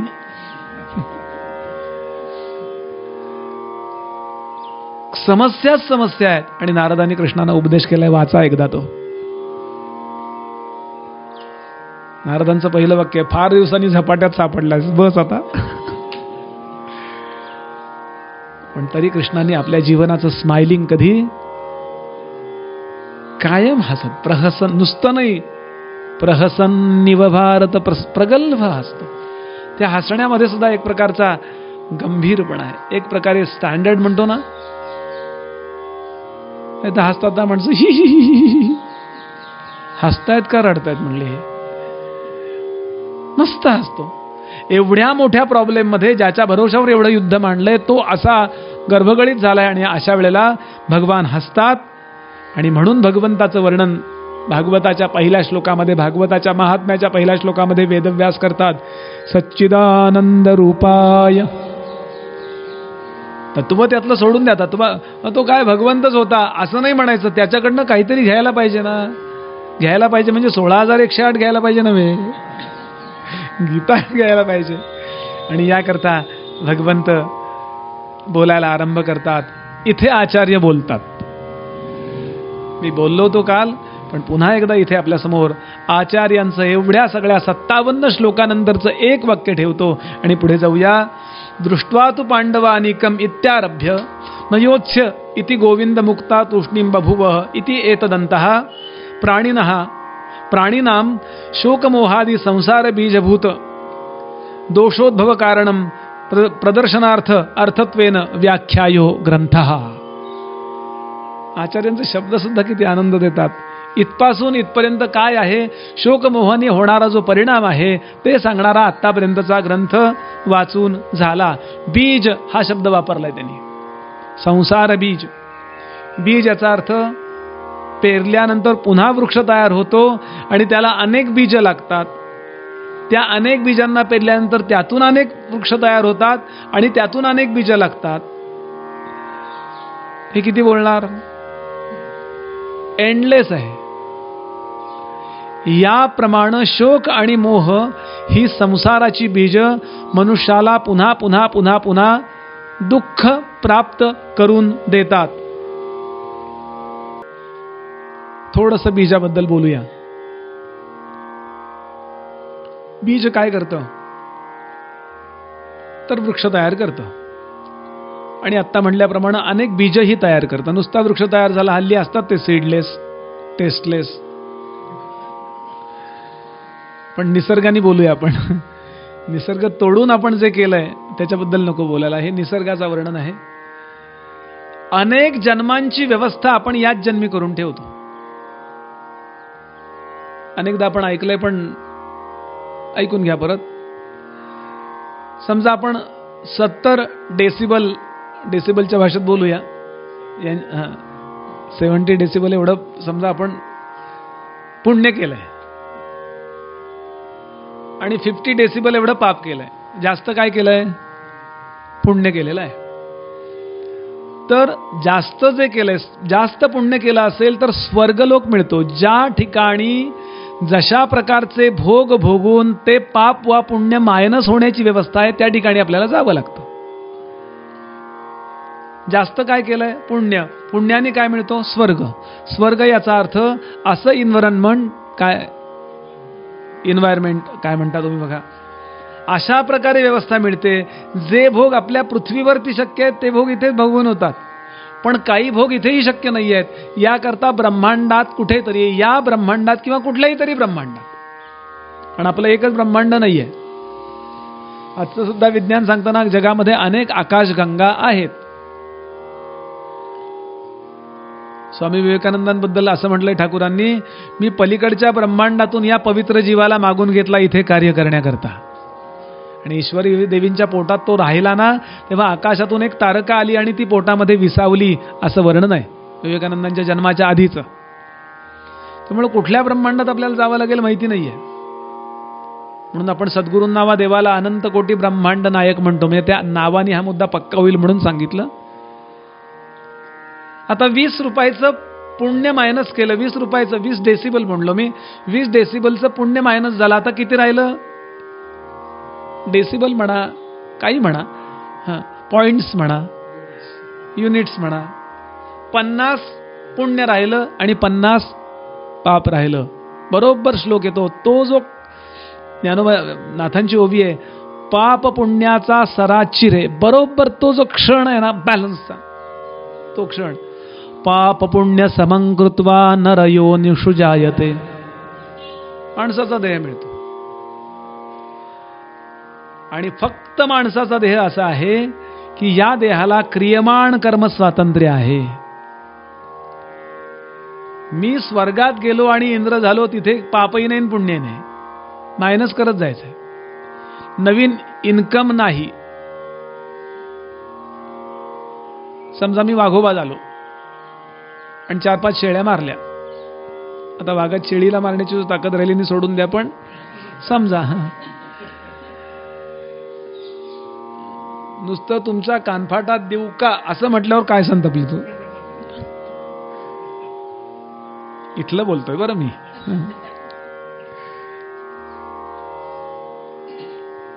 नाही, मी अनेकदा हा दृष्टांत देत असतो.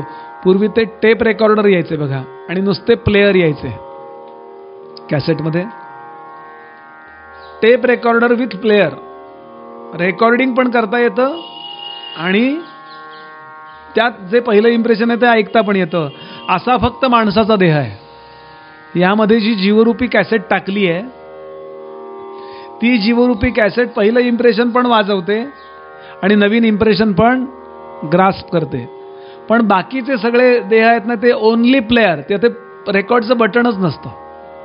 तसं क्रियमाण कर्म नावाचं जे स्वातंत्र्य आहे ते फक्त माणसाला आहे. क्रियमाण कर्म स्वातंत्र्य म्हणजे या जीवनामध्ये आपण क्रियमाण करून पुढे काय असावं काय नसावं हे ठरवू शकतो. बाकी ठिकाणी ही व्यवस्था नाही. मग ही सगळी व्यवस्था आपण जे काही कर्म करीत असतो त्या कर्मामध्ये कशा प्रकारे कर्म करतो, तर अनेक प्रकारे आपल्यावर जे इम्प्रेशन आहे तशाच प्रेरणा होतात. जुनं जे आहे ना तेच आपल्याला नवीन करावं असं वाटतं. संस्कार. पुढे भगवान बोलणार आहेत की संगात संजायते कामः, कामात क्रोधोभेते. पुढे भगवान बोलतील. पण ही गोष्ट लक्षात ठेवूया की ज्या प्रकारे संस्कार झाले तसंच आपल्याला वागावं असं वाटतं. हनुमानदासजी पोद्दार आणि स्वामी रामसुखदासजी महाराज एकदा हुगली नदीवर, कलकत्त्याला आहे ना तो, कलकत्त्याला त्यांचं ते हे होतं, काही मीटिंग होती आणि म्हणून तिथे गेले होते. तर त्यांनी पाहिलं की एक मनुष्य ते मासे धरायला बसला होता फिशिंगला. त्याला विचारला हनुमानदासजींनी, तुला किती मिळतात? तो म्हणला 2-4 मासे मिळतात दिवसभरात. किती मिळतात पैसे? तो म्हणला कसे तरी टक्काटक्की 4-8 आणे मिळतात. त्यावेळेला जुना आहे दृष्टांत, 25 वर्षापूर्वीचा. ते म्हणले एक काम कर, आमच्या इथे जे ऑफिस आहे, मंदिर आहे, त्या मंदिराच्या बाहेर आम्हाला चांगला एक गार्ड पाहिजे, तिथे येशील का? तुला महिन्याला 150 रुपये पगार मिळेल. म्हणजे रोज 5 रुपये. त्याला मिळतात 8 आणे रुपया. बरं काम काही नाहीये, फक्त हरे राम राम राम हरे हरे एवढा जप करत बसायचं आणि कोणी आलं तर त्यांना अटेंड करायचं. दिवसभरात किती लोक येतील माहिती नाही. बरं खुर्ची आहे बसायला, तुला काही प्रॉब्लेम नाही. तो म्हणलं फारच बरं झालं. अहो 4-8 दिवस आला आणि परत तिकडे गेला. तो म्हणलं तेच बरं वाटतंय. पैसे पण तेवढे नाहीये तरी माणसाला त्या प्रेरणा होतात. आणि याप्रमाणे मनुष्य क्रियमाण कर्म स्वातंत्र्य बिघडवतो आणि भगवंत या सगळ्याकडे बारीक लक्ष ठेवतो. आणि ज्या प्रकारच्या वासनांना मी पेरलं, अजून अनंत जन्मीच्या वासना आहेतच, शिवाय सिरियल बघून नवीन वासना, सरंजामे की म्हणून माझे गुरुजी म्हणतात ते बघू नये असा मुद्दा नाहीये. त्या प्रकारच्या नवीन वासना आपण अजून आपल्या चित्तामध्ये पेरतो. जे आपण वागत नसतो, जगत नसतो, ते आपण पाहतो विचित्र काहीतरी म्हणून. म्हणून जास्त संस्कार नको, संस्कार एकच करून घ्यावा. समर्थांची छान मनाच्या श्लोकातली ओळ आहे, मना वासना वासुदेवी वसोदे, मना कामना कामसंगी नसोदे, मना कल्पना वाउगी ते न कीजे, मना सज्जना सज्जनी वस्ती कीजे. जय जय रघुवीर.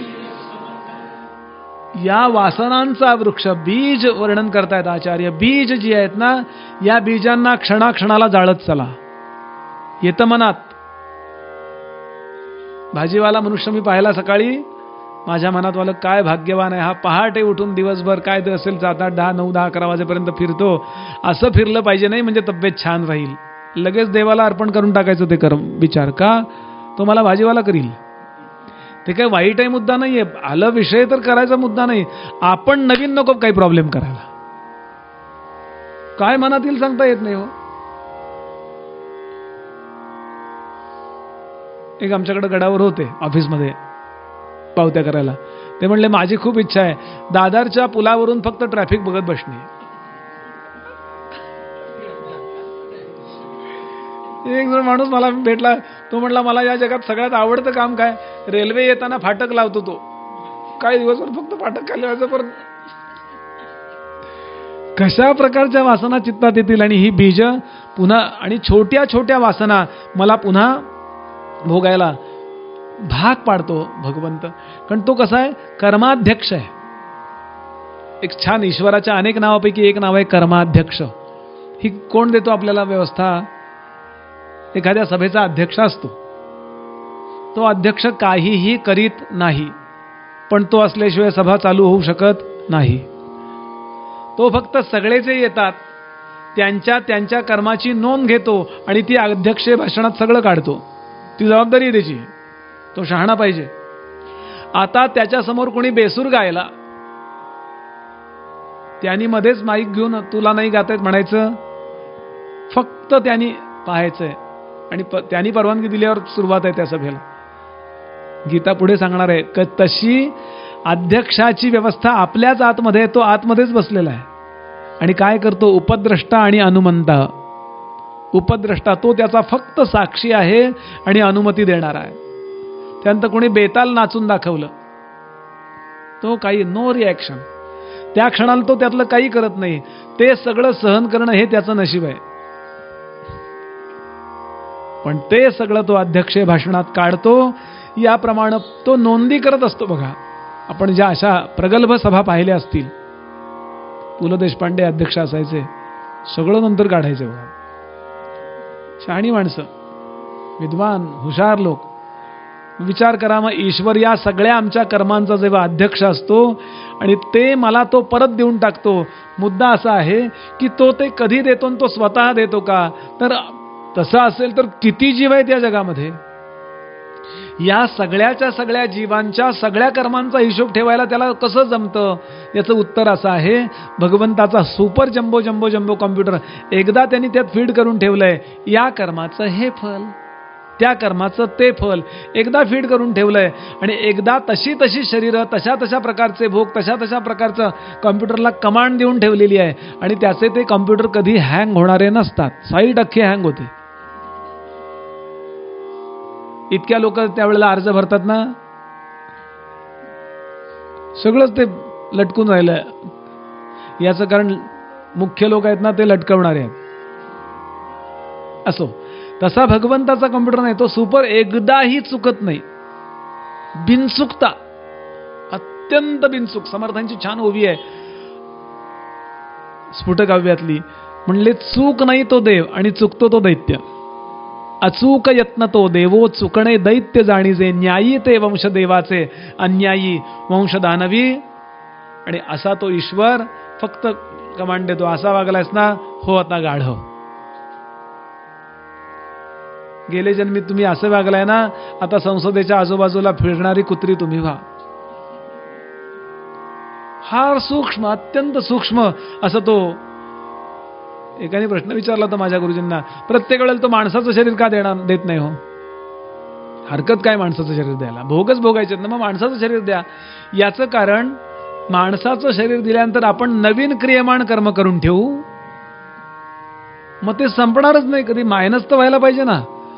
म्हणून नरक केलेत, म्हणून स्वर्ग केलेत, किंवा या जगातले अनेक देह केलेत, पृथ्वीवरचे सुद्धा अनेक देह केलेत.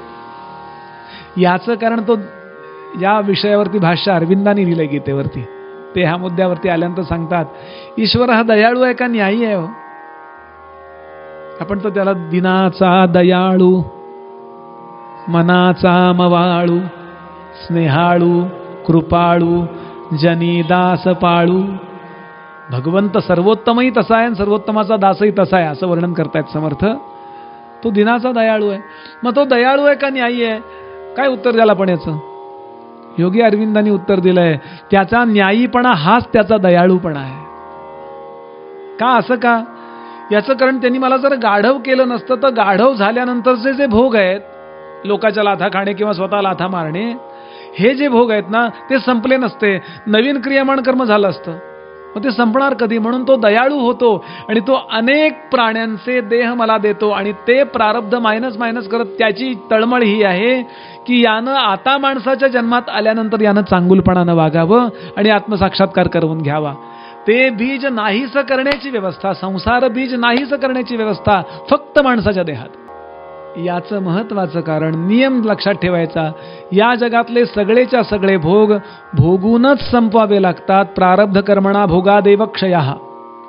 आणि किती किती कर्म करतो. एक उदाहरण सांगतो म्हणजे हा मुद्दा स्पष्ट होईल. पुढे जाऊया. आता हल्ली रोड जरा बरे व्हायला लागलेत, सरळ रस्ते आहेत बघा. आणि अशा काही काही रस्ते तर एकदम सरळ आहेत.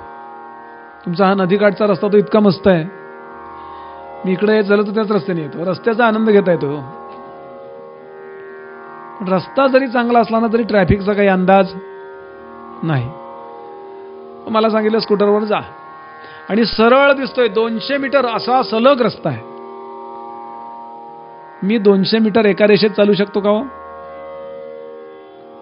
मी चाललोय इतक्यात एक गाय आली, ब्रेक दाबला, थोडा असा गेलो, गाढव आलं, असा गेलो, गाढवासारखा माणूस आला, मी काही गाढवपणा केला? एवढ्या 200, खूप नीट ऐका, या 200 मीटरच्या रस्त्यामध्ये सरळ स्कूटर आपण चालवत गेलो किंवा आपलं वाहन चालवत जाऊ शकत नाही. आपल्याला अनेकदा थांबावं लागतं किंवा असं असं असं असं किमान 1000 वेळा आपल्या स्कूटरचं चाक असं असं झालेलं असतं, किमान 1000 वेळा. याप्रमाणे आपल्याला जे 70, 80, 90, 100 वर्षाचं आयुष्य मिळालंय त्या आयुष्यामध्ये आपण सरळ मार्गाने चालू शकत नाही. कधी कसं वागावं लागेल, कुणाशी कसं बोलावं लागेल, काय होईल, मला काही अहंकाराने वागेन किंवा दुसरा वाईट वागला म्हणून मी वाईट वागेन किंवा चांगुलपणाच्या सुद्धा अति नादाला लागून काही कर्म करेन, मलाही माहीत नसतं. आणि याद्वारे मी कोट्यावधी कर्म फक्त एका जन्मात करून ठेवतो. बरं, कोट्यावधी जन्म करून हे कर्म करून ठेवतो. हे पापाचे पॉइंट्स किंवा पुण्याचे पॉइंट्स ऍडजस्ट करत करत करत भगवंत एकदम आपल्याला मनुष्य करतो. आणि भगवान आता बोलणार आहेत. एवढ्या करता नामदेव महाराजांचा अभंग आहे. मनुष्य जन्माचे करावे सार्थक, ऐसा दे विवेक पांडुरंगा. इह परलोकींचे असावे वैराग्य, ऐसे देई भाग्य पांडुरंगा. जेणे तुझे चरणी लागे माझी प्रीती, ऐसी देई संगती पांडुरंगा. नामा म्हणे दिसो आत्मा सर्वाभूती. दुसरा अध्याय काय आहे इथे? नामा म्हणे दिसो आत्मा सर्वाभूती, ऐसी देई मती पांडुरंगा. देवा तू मला ही मती दे. आणि एकदा का ही मती आली, एकदा का हे मला कळलं की मग माझ्या जीवनामध्ये कर्तव्य म्हणून केलेलं पाप सुद्धा मला चिकटत नाही आणि कर्तव्य म्हणून केलेलं पुण्य सुद्धा मला चिकटत नाही. दोन्ही बाबतीत मी अलिप्त राहू शकतो. भगवंतांनी याकरता शब्द वापरलाय पद्मपत्रमिवांभसा.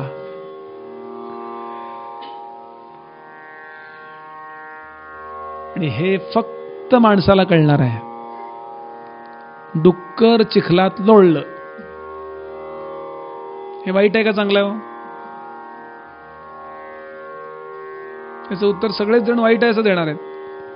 घाणेरड्या काळ्या कुट्ट चिखलामध्ये असं ते लोळतंय, सगळ्या आळ्या अंगावर, नाल्यात लोळतंय, हे वाईट आहे का चांगलं आहे? एकदम पक्केपणानं. काही काही श्रोते असे असतात ना, अशी मान हलवतात, कारण बुवा पुढं काय बोलणार आहे कोणास ठाऊक. म्हणून चुकीची का होईना पक्की मान हलवा, म्हणजे निश्चित चूक आहे ते बदलता येईल. काही काही लोकांना असतं ना, ते व्याकरणाचे मार्क असायचे पूर्वी बघा. तो पहिला उकार आहे का दुसरा उकार आहे हे कळत नसेल ना, तर असा उकार द्यायचे की दोन्ही वाटावेत. असतात ना काही लोकांची अक्षर अशी. निश्चित दुसरा द्या म्हणजे तो पहिला हे सांगतील टीचर, किंवा निश्चित पहिला द्या. मंगलमूर्ती, गणपतीच्या मूर्ती मिळतील. आत्ताच म्हणला मूर्ती, मूर्ती का मूर्ती. याचं उत्तर आहे की डुकराचा तो जन्म, ते जे घाणेरडेपणा आहे ते वाईट आहे. पण हे कुणाला कळतं? डुकराला कळतं का? म्हणून ज्याला चांगलं काय आणि वाईट आहे कळतं ना, तोच फक्त क्रियमाण कर्म स्वातंत्र्याचा अधिकारी आहे. एक दृष्टांत सांगतो आणि आज थांबवतो. काल मी 7:30 वाजवले, आज 7:15 थांबवणार. बाकी काही नाही. म्हणले बुवांचं वेळेवर प्रवचन थांबवतात ना, हे खूप आवडलं आम्हाला. एक ज्योतिषी होते, फार चांगले होते. एका राजाकडे आले. फाटका शर्ट, फाटकं धोतर, साधं उपरणं, दाढीचे खुंट वाढलेले, फार पण भारी होते.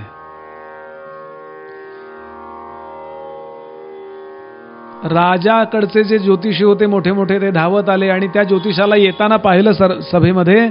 राजाकडे पाठ करून त्याला साष्टांग नमस्कार घातला. राजाला लक्षात आलं की ज्या अर्थी हे मोठे माझ्या इथले ज्योतिषी साष्टांग नमस्कार, इज ग्रेट, कोण आहे हा?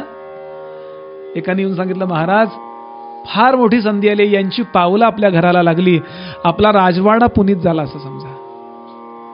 खूप अधिकारी आहेत हे, इतके पुण्यवान आहेत, इतके पुण्यवान आहेत, जमेल तेवढा सत्कार करा त्यांचा. तुम्हाला जे शक्य आहे ते द्या, ते काही घेणार नाहीत, पण तुम्ही देण्याचा प्रयत्न करा. बर, कोण आहे ते? भूत भविष्य वर्तमान जयास त्रिकाळाचे ज्ञान.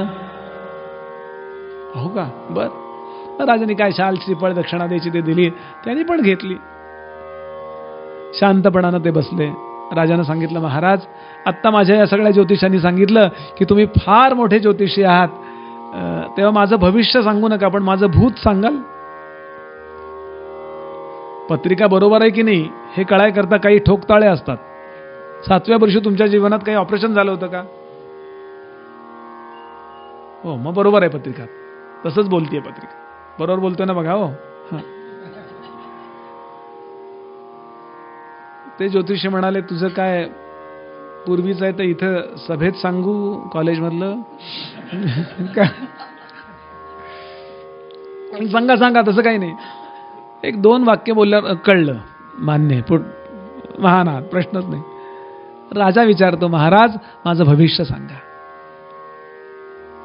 विचारू नको राजा, मला नाही, माझी मनोदेवता म्हणत आहे याला ज्योतिष सांग. हट्ट केला राजाने, सांगाच. नको विचारू. नाही नाही, सांगाच, कितीही वाईट असलं तरी सांगा, माझ्यात ती क्षमता आहे, मी सहनशील आहे. ठीक आहे, आज वार कुठला आहे? शनिवार आहे. पुढच्या शनिवारी या वेळेला तुझं सगळं उरकून ही सगळी दरबारातली मंडळी इथे आलेली असतील. असे होते बरं ज्योतिषी, माझ्या ओळखीचे होते. त्यांच्याकडे काही माणसं गेली, आम्हाला वाटे करायचे मुलांचे, काय करू? ते म्हणले, अमक्या अमक्या तारखेच्या आधी करा, कारण त्या दिवशी तुम्ही नाही आहात. आणि खरंच ते गेले. मुलं त्यांना मारायला गेली होती ज्योतिषांना. स्वरूपानंदांचे अनुग्रहित होते पावसच्या, आता नाही आहेत ते. मग त्यांनी शेवटी सांगितलं की इथून पुढे सांगत जाऊ नकोस. खूप चांगले, मलाच म्हणत होते तू ज्योतिष शिक. म्हणलं हे शिकू का ते शिकू, काय करू? राजानं घामच पुसला आणि तो म्हणला, महाराज पुढचं भविष्य सांगता? सांगतो. त्यानंतर तुझा जन्म एका भुई किड्याच्या रूपात होईल. पैसा म्हणतो ना आपण, तुमच्या सातारा सांगली भागात पैसा म्हणतात. पैसा म्हणजे असे तांबडे प्राणी आता होतात बघा, आता हिवाळ्यात होतात, पावसाळा संपून हिवाळ्याच्या, आणि असे गठ्ठेच्या गठ्ठे होतात आणि त्यांना धक्का मारला की असं गोल करतात ते. असा पैसा तू होशील आणि बरेच जन्म तुझे पैशाच्या रूपात होतील. ते पैसा म्हणतो ना, भुई किडा म्हणतात त्याला नागपूर वगैरे भागात. असा होशील. त्यानंतर तू मरशील. भुईकडा काय 1-2 जन्म झालास की मरशील आणि तुझा जन्म पुन्हा याच घरात होईल. राजा होशील, पुन्हा मरशील, पुन्हा इथेच जन्माला येशील. असे 26 जन्म तुझे इथे होतील. बर. आणि 27व्या जन्मामध्ये तुला अधिकारी सद्गुरू भेटतील आणि मोक्षाकडे तू जाशील. थोडा थोडा परमार्थ करशील. याला म्हणतात ज्योतिष. नाही तर विचारायला जा, कधी लग्न होणार? या डिसेंबरात होईल. 4 डिसेंबर गेले म्हणले. हो, तुम्ही परत यावं म्हणून डिसेंबर सांगितलं होतं. परफेक्शन खूप कमी आहे. त्याचं कारण शंकरांचा शाप पण आहे त्या ज्योतिष विद्येला. मला आता तपशिलात जायचं नाहीये. आणि ज्योतिषी निघून गेले. निघून गेल्याबरोबर त्यांनी आपल्या मुलाला बोलवलं आणि सांगितलं, एक काम करायचं. काय? असं असं मी मरणार आहे असं मला कळलं. बाबा असं बोलू नका, मी सांगतोय जर मेलो तर तू राजा झालास की पहिलं फरमान काढायचं. काय फरमान काढायचं? संपूर्ण प्रजेला सांगायचं, जर का पैसा नावाचा प्राणी दिसला तर तो ठार करा आणि प्रेत त्याचं घेऊन या आणि त्याला 1 रुपया द्यायचा, एका पैशाला 1 रुपया. त्यानं विचार केला, लवकर तो जन्म संपू म्हणजे पुढचे 26 जन्म प्रारब्धावर मात करूया. आणि असा विचार त्यानं केला. आणि अगदी शनिवारी सकाळपर्यंत त्याला साधी शिंक सुद्धा आली नाही. काही नाही हो, काही नाही. ठणठणीत होता तो, मस्त एन्जॉय करत होता.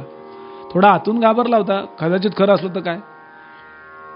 आणि त्याच्या मनात आलं, शेंड्या लावल्या मला त्या ज्योतिषांनी. असं कुठं असतं काय? काही वेळा असं असतं की खोटं बोला पण रेटून बोला, असं काही वेळा असतं. असा विचार करत करत करत करत हा 10 वाजता नाश्त्याला बसला. आणि नाश्त्याला बसल्यानंतर खायला सुरुवात केल्यानंतर पहिल्यांदा त्याला काय, आपण घास गिळतो आणि श्वासही घेतो, एका वेळेला 2 काम करतो. त्याचा विवेक संपला की ठसका लागतो. पुष्कळ लोकांना खाताना जेवताना बोलायची सवय असते बघा.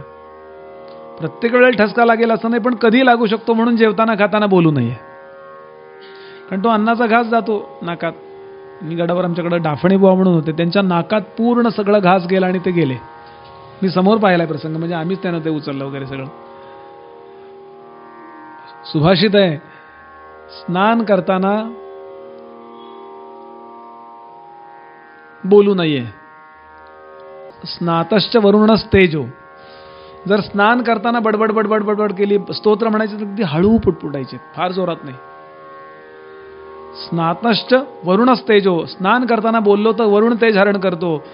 जेवण करताना बोललो तर यम प्राण हरण करतो. आणि यज्ञ करताना बोललो तर अग्नी तेज हरण करतो. तो तेव्हा काहीतरी बोलायला गेला, असा काही ठसका लागला आणि पहिली याला बेसिनवर जी उलटी झाली ती रक्ताची. राजवैद्य धावत आले, औषध देण्याचा प्रयत्न केला, औषध उलटलं आणि 27 ते 30 उलट्या याला रक्ताच्या झाल्या फक्त अर्ध्या तासात. 1 मिनिटाला 1 उलटी. आणि तो 1 तासात अंथरुणाला खिळला. लोक धावत आले. दुपारी 12-1 वाजेपर्यंत आटोपलं सगळं. आणि शास्त्राप्रमाणे 1 तासापेक्षा जास्त वेळ शव ठेवू नये, शास्त्र असं सांगतं. आपण म्हणाल बुवा दशरथ महाराजांचं ठेवलं होतं, नाईलाज म्हणून ठेवलं होतं, मुलगाच नव्हता म्हणून, ते नाईलाज होता. आणि असं ते ठेवलं. तो बरा 1 तासात सगळी. आणि चंदनाच्या चितेवर त्याला अग्नी देण्यात आला. अशौच पाळण्यात आलं 15 दिवस. आणि 15 दिवसानंतर राजा झाला हा राजपुत्र. सगळं काही व्यवस्थित चालू झालं. तर थोडं वाईट वाटायचं, त्यांना वाईट वाटलं, काही लोकांना चांगलंही वाटलं. आणि हा 1-2 वर्षामध्ये विसरून गेला की मला वडिलांनी सांगितलं होतं पैसा नावाचा किडा मारायचं फरमान काढ. विसरून गेला. आणि 2 वर्षानंतर स्नानाला तो स्नानगृहामध्ये बाथरूममध्ये गेला. आणि जे संगमरमर होतं फरशी, त्याचं मधलं सिमेंट, त्यावेळेला पूर्वी चुना असायचा, तो निघालेला होता. ते त्यांनी पाहिलं. त्यातून एक किडा वळवळत वळवळत वर येत होता. ते त्यांनी पाहिलं. तो पैशासारखा किडा वरती येताना पाहिला. आणि एकदम त्याला वडिलांचं वचन आठवलं. माझ्याकडनं त्यांनी वचन घेतलं होतं, अशा अशा प्रकारचा फरमान काढ म्हणजे त्यांचा जन्म परत या ठिकाणी होईल. त्यानं विचार केला. नंतर दरबारात गेल्यावर काय फरमान काढायचं ते काढू, पण या योजनेचा शुभारंभ माझ्या हस्ते इथेच आता स्नानगृहात करतो. म्हणून त्यांनी चांदीचा तांब्या उचलला आणि त्या पैशाच्या त्या किड्याच्या डोक्यावर मारणार इतक्यात तो पैसा बोलू लागला. पुराणात आलेली कथा आहे. तो म्हणला, राजपुत्रा, त्याने इकडं तिकडं पाहिलं, मी कीटक बोलतोय बारीक आवाजात. मला ही सिद्धी इथे प्राप्त आहे, मी बोलू शकतोय, नीट ऐक काय म्हणतोय ते. मी तुला सांगितलं होतं की मला तू कीटक रूपातून लवकर बाहेर काढण्याकरता अशा अशा प्रकारचं फरमान काढ. ते तू काढलं नाहीस, ते बरं केलंस. तो म्हणला, असं का म्हणताय? त्याचं कारण सांगतो मी. आताही तू मला मारू नकोस आणि ते फरमान काढू नकोस. कारण राजपदावर असताना जे जे उपभोग भोगत होतो ते सगळे मला आता इथे आहेत. मी आतला इथे राजाच आहे. आणि तुला म्हणून सांगतो, या जन्मातली माझी बायको तुझ्या आईपेक्षा चांगली आहे. थोडं हरदासी पद्धतीनं मी आपल्याला सांगितलं. ते सांगतात, न विषय भोगो भाग्यम योग्यम खलु यत्र जंतु मात्रमपि ब्रह्मेंद्र रुद्रमृद्यम भाग्यम विषयेषु वैराग्यम. बीज जर नाहीसं करायचं असेल, संसार बीज दोषोद्भव कारण प्रदर्शनार्थ अर्थत्वेनं हे जे सांगतायत ना, बीज जर वासनांचं नाहीसं करायचं असेल तर तुकोबा सांगतात, बीज भाजुनी केलेलाही आम्हा जन्म मरण नाही. माणसाच्या देहामध्ये आल्यानंतर बाकी सगळंच्या सगळं जीवनातले जे उपभोग आहेत ना, ते जीवनाचे जे इतरही प्राणी उपभोगू शकतात त्याकरता माणसाचा जन्म नाहीच आहे. तर संसार बीज नाशाकरता हा जन्म आहे. हा दुसऱ्या अध्यायाचा खूप महत्वाचा टप्पा भगवान सांगणार आहेत. समर्थांचा एक श्लोक सांगतो आणि थांबतो. समर्थांचं हरे राम हा मंत्र सोपा जपारे असं मोठं स्तोत्र आहे. त्यामधला एक श्लोक आज पुरे आपल्याला. समर्थ म्हणाले, तुला ही तनु मानवी प्राप्त झाली, बहु पुण्ययत्ने फळालागी आली, तिला तू कसा विषयी गोवसी रे, हरे राम हा मंत्र सोपा जपारे, जय जय रघुवीर. आणि भगवान हे दुसऱ्या अध्यायात पटवून पटवून सांगणार आहेत. ते कसे सांगतील त्याचा विचार उद्याच्या प्रवचनामध्ये करूया. आपण वक्त्याच्या अधिकाराचा विचार न करता, वक्त्याच्या निरूपणाच्या वक्तृत्वाच्या निकषाचा विचार न करता श्रद्धेने या आणि भगवंताच्या समोर आपण बसा. भगवंत आपल्याला निश्चित काहीतरी देतील. तसंही श्रीमद भगवत गीतेचं श्रवण अत्यंत भाग्यानी होतं. खूप भाग्य असेल तरच हे तत्वज्ञान ऐकायला मिळतं, अन्यथा मिळत नाही. आचार्य वारंवार म्हणतात की पुढच्या जन्मी मला गीता ऐकायला मिळू देत, पुढचा जन्म द्यायला हरकत नाही. भगवान कृष्णच माझे सद्गुरू असू देत आणि हाच धर्म मला मिळू देत. आचार्यांसारखे सुद्धा गीतेचं श्रवणाची इच्छा करतात. मला तर असं वाटतंय आपल्याकडे गीता व्हावी म्हणूनच हे पोस्टपोन होत गेलं असेल. सगळे ग्रंथ महानच आहेत, पण तरीसुद्धा श्रीमद भगवद्गीता तत्वज्ञानातला सर्वोत्तम ग्रंथ आहे. त्यानिमित्तानं आपण सगळे एकत्र बसून ऐकूया आणि शांतपणानं या गीतेचा अभ्यास माझाही जरा निकषाला काही त्याचं म्हणतात तसं एका विशिष्ट मर्यादेपर्यंत अभ्यासाचा निकष लागेल. आणि आपण सगळ्यांनी मला आशीर्वाद द्या की या प्रकारे जोपर्यंत काही निरूपण करायचं आहे तोपर्यंत उत्तम होऊ देत माझ्याकडनं. आणि मी कितीही चांगल्या प्रकारचं निरूपण केलं तर त्या निरूपणाचा अहंकार मला न होता त्याचा अर्थ मात्र मला अनुभवाला यावा आणि माझं स्वतःचं कल्याण व्हावं, हा आशीर्वाद मी आपल्याकडं भिक्षा या नात्याने मागतो. आणि इथेच थांबतो. आपण आरती म्हणायची आणि थांबायचं. जय जय भग राग द्वेष विदारिणी कारिणी मोद सदा, भव भयहारिणी तारिणी भव भयहारिणी परमानंद प्रदा. जय जय भगवद्गीते आसुर भाव विनाशिनी नाशिनी तमरजनी, दैवी सद्गुणदायिनी दैवी सद्गुणदायिनी हरिरसिका सजनी. जय जय भगवद्गीते समता त्याग सिखाविनी हरिमुख की बानी, सकल शास्त्र की स्वामिनी सकल शास्त्र की स्वामिनी श्रुतयों की रानी. जय जय भगवद्गीते दया सुधा बरसाविनी मातु कृपा कीजे, हरिपद प्रेम दान कर हरिपद प्रेम दान कर अपनो कर लीजय. जय जय भगवद्गीते जय भगवद्गीते जय जय भगवद्गीते. हरिः कमल विहारिणी हरिः कमल विहारिणी सुंदर सुपुनीते. जय जय भगवद्गीते. हरे राम राम राम हरे राम हरे कृष्ण राजाधिराज प्रभु रामचंद्र महाराज की, भगवान श्री गोपाल कृष्ण महाराज की, श्रीमद् जगद्गुरु शंकराचार्य महाराज की, श्री पंढरीनाथ महाराज की, माऊली ज्ञानेश्वर महाराज की, सर्व संतन की जय। सदा सर्वदा योग तुझा घडावा, तुझे कारणी देह माझा पडावा, उपेक्षू नको गुणवंता, रघुनायका मागणे हेची आता।